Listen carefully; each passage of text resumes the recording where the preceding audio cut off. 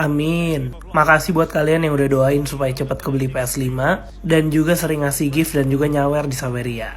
By the way, yuk kita lanjut dulu. Sebelum di pertandingan melawan Sunderland ini, kita skip satu pertandingan dulu di mana kita melampil pahit dengan kalah dari Oxford United 0-1. Selain kalah, karena emang gak ada momen menarik di pertandingan itu, ya udah kita skip aja. Yang jelas kekalahan tersebut masih membuat kita berada di peringkat 2, tapi sayangnya selisih poin kita dengan Wigan semakin jauh di 4 poin. Tapi kalau kita bicara Sunderland, peringkat mereka justru 5 peringkat di bawah kita di peringkat 7 dan masih berjuang masuk ke zona playoff. Nah, untuk objektif sendiri, pelatih kita udah sadar nih guys. Rating yang ditargetkan kembali turun ke 7,5, yang mana angka tersebut emang masih susah buat kita achieve sebenarnya. Sementara itu objektif lainnya adalah akurasi passing sebanyak 75% dan juga sukses melakukan tackle sebanyak 4 kali. Ya kita coba aja lah ya guys buat kita achieve. Toh rating Elkan Baggett emang lagi tinggi-tinggi banget di beberapa part terakhir nih guys. Siapa tahu aja kita berhasil tembus 7,5 lagi. Nah berikut adalah line up dari Sunderland. Untuk nama-namanya harusnya sih kalian banyak tahu nih guys kalau Sunderland. Coba yang kalian tahu, boleh langsung komen aja di kolom komentar.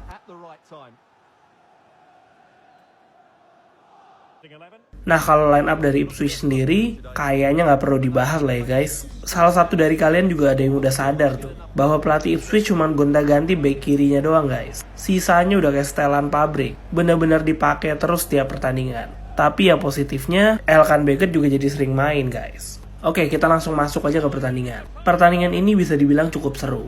Di babak pertama ini, kedua tim terus melakukan jual beli serangan. Tapi sayang kalau nggak diblok sama masing-masing pemain bertahan, bola pasti ditepis sama masing-masing kiper. Contohnya ini nih, di mana kiper andalan kita Christian Walton mampu mengamankan gawang kita dari serangan Sunderland. Tapi ya yang bermain gemilang bukan Christian Walton aja guys. Kiper dari Sunderland Liburz juga bermain dengan gemilang. Peluang emas yang didapatkan Selina pun masih dapat dimuntahkannya.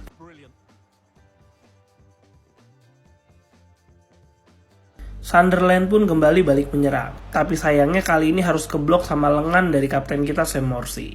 Nah, gol sendiri baru terjadi di akhir babak pertama nih guys, di mana Elkan Baggett melakukan blunder dan sialnya blunder tersebut langsung dihukum sama Sunderland. Tapi kalau kalian lihat nih ya guys, kayaknya yang blunder bukan Elkan Baggett doang deh. Christian Walton juga kayaknya melakukan blunder. Karena kalau kalian lihat tendangannya nggak keras-keras banget guys. Tapi gue nggak tahu kenapa Christian Walton yang biasanya GG malah nggak dapet tendangan kayak gini.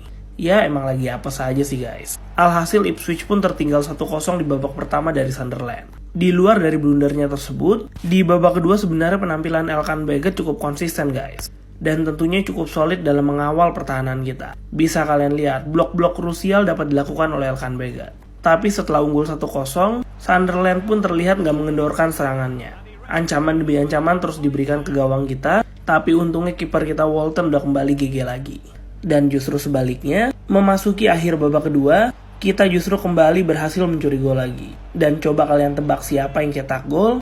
Lagi-lagi kapten kita Sam Morsy yang mencetak gol di saat-saat penting. Alhasil kita pun berhasil mengejar ketertinggalan menjadi 1-1. Sunderland yang skornya udah berhasil kita samakan pun mulai terlihat frustasi dan juga panik nih guys. Alhasil permainan kasar dan tackle-tackle nggak penting mulai mereka keluarkan. Masalahnya yang menjadi korban kali ini Elkan Baggett nih guys. Dia mendapatkan tackle dari pemain Sunderland padahal masih berada di zona pertahanan sendiri. Tapi ternyata nggak cuma Elkan Baggett aja yang menjadi korban. Di akhir pertandingan, kapten kita Sam Morsy juga menjadi korban tackle keras dari Sunderland. Untungnya sebelum pertandingan ini menjadi Royal Rumble, wasit sudah meniup peluit panjang dengan skor akhir 1-1 bagi kedua tim. Meskipun melakukan blunder di pertandingan ini, rating Elkan Baggett masih terbilang tinggi tuh guys di 7,1. Bahkan tetap menjadi center back dengan rating tertinggi di pertandingan ini. Karena Wolfenden mendapatkan rating 6,8 dan juga Edmundson mendapatkan rating 6,5. Tapi sayangnya objektif pelatih yang bisa kita capai hanya satu tuh guys, yakni akurasi passing.